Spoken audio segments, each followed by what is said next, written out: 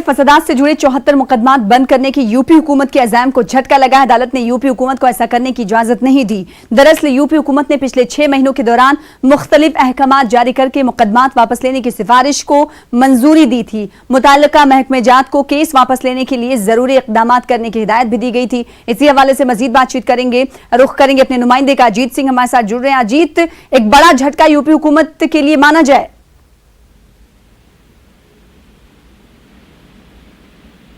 अजीत, आपको हमारी आवाज मिल पा रही है? मुजफ्फरनगर फसादात से जुड़े 74 मुकदमात बंद करने की यूपी हुकूमत के अज़ाम को झटका लगा है। यानी उत्तर प्रदेश हुकूमत ये चाहती थी कि मुजफ्फरनगर के 74 जो मुकदमात है उसे बंद कर दिए जाएं और इसकी सिफारिश की गई थी। अदालत ने यूपी हुकूमत को ऐसा करने की इजाजत नहीं दी है। दरअसल यूपी हुकूमत ने पिछले 6 महीनों के दौरान मुख्तलिफ अहकामात जारी किए थे, जिसके जरिए मुकदमात वापस लेने की सिफारिश को मंजूरी दी थी और महकमे जात को केस वापस लेने के लिए जरूरी इकदाम करने की हिदायत दी गई थी। अजीत, अपने नुमाइंदे से जुड़ने की कोशिश एक बार फिर से करेंगे। अजीत, आपको आवाज सुनाई दे रही होगी। तो जिस तरीके से अज़ायम को, उत्तर प्रदेश हुकूमत के अज़ायम को बड़ा झटका लगा है और 74 जो मुकदमात है उसे बंद करने की ख्वाहिश रखती थी यूपी सरकार, अदालत से बड़ा झटका यूपी सरकार के लिए। देखिए, निश्चित तौर पर सना, क्योंकि ये मुजफ्फरनगर दंगे का मसला, इसमें बड़े आरोपी हैं। अगर आप सुरेश राणा की बात करें जो उत्तर प्रदेश सरकार में मंत्री हैं, संगीत सोम विधायक हैं, संजीव बलियान सांसद हैं, वो केंद्र सरकार में भी मंत्री रहे, तो निश्चित तौर पर बड़े नाम है। 74 मुकदमों की वापसी की जो फाइल उत्तर प्रदेश सरकार ने भेजी थी, न्याय विभाग से बाकायदा गई और इधर 22 मुकदमों की इधर 6 महीने के अंदर मुकदमे वापस लेने की जो डीएम मुजफ्फरनगर को गई थी। और साफ तौर पर अब एक बड़ा झटका होगा क्योंकि अदालत सबसे ऊपर होती है, लेकिन सरकार का यह मानना है कि जिन लोगों के ऊपर हीनियस क्राइम नहीं था, जिन्हें फर्जी फंसाए जाने का आरोप है, उनके मुकदमे सरकार वापस ले सकती है। लेकिन टेक्निकली सरकार को अधिकार होता है, लेकिन अगर अदालत ने उस पर हस्तक्षेप कर दिया तो अब इस सरकार के लिए एक बड़ा झटका होगा। सना, जाहिर सी बात है, उत्तर प्रदेश के लिए इब्तिदाई तौर पर बड़ा झटका माना जा रहा है। बेहद शुक्रिया अजीत हमारे साथ जुड़ने के लिए और तफसीलात फराहम करने के लिए।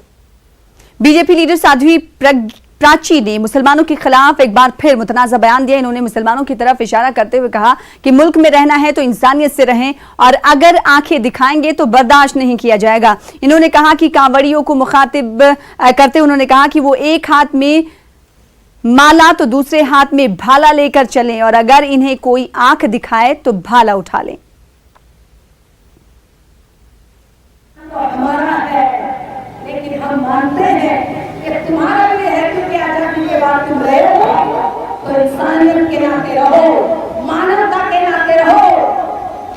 आप बुलाओगे, चोरी भी करोगे और सीना चोरी भी, तो ये कतई बर्दाश्त नहीं होगा।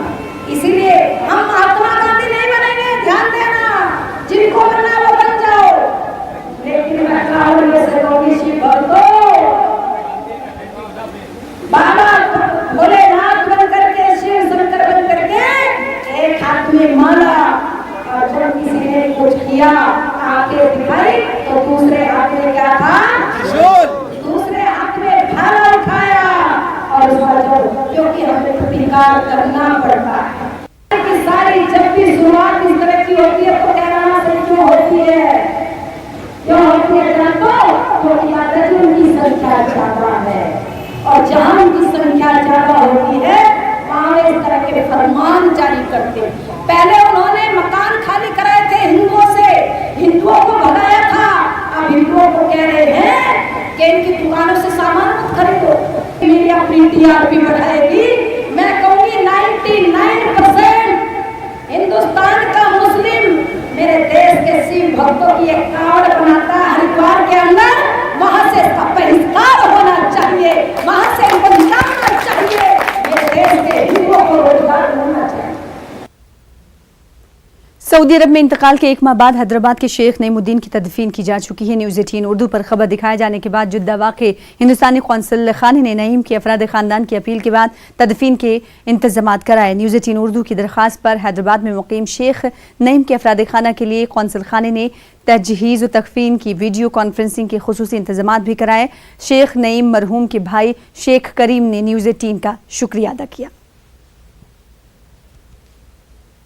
टीवी 18 वाले आके जो भी है अपने तकसीम अच्छी तरह से देख लिए हम लोगों को अच्छा हुआ। उन्होंने बहुत साथ दिया हमारे को 18 वाले जो है। हम अब तकसीम भी देख लिए, बाहर करे सब सूरत भी देख लिए इंशाल्लाह। ये लोग जो है बहुत साथ दिए हमारे को, TV 18 वाले जो कुछ भी हमारे बहुत हेल्प करे लोग, बहुत बहुत शुक्रिया मेहरबानी आप लोगों की। इतना करे तो हमको बहुत ये जितना दुख था उतना आसान कर दिया हमारे को इंशाल्लाह। अस्सलाम वालेकुम। श्री अमरनाथ जी यात्रा रिवायती जोशो खरोश के साथ जारी है। अब